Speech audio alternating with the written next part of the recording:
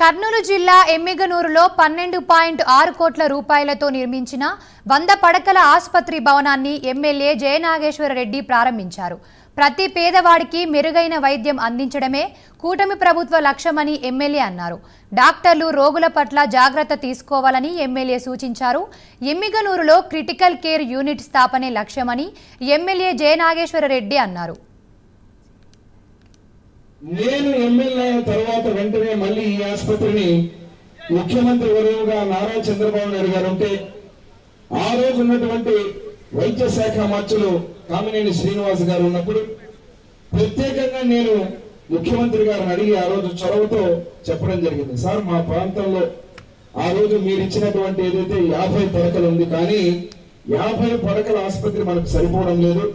ఖచ్చితంగా పద్మశ్రీ మాచార్య సోమప్ప గారు ఇచ్చినటువంటి భూమి బ్రహ్మాండంగా 7.5 ఎకరాలు అక్కడ ఉంది. ముఖ్యమంత్రి వాళ్ళు చంద్రబాబు నాయుడు గారి ఆశీర్వాదంతో, నారా లోకేష్ బాబు గారి ఆశీర్వాదంతో ఆ రోజు మరి అదే రకంగా అక్కడ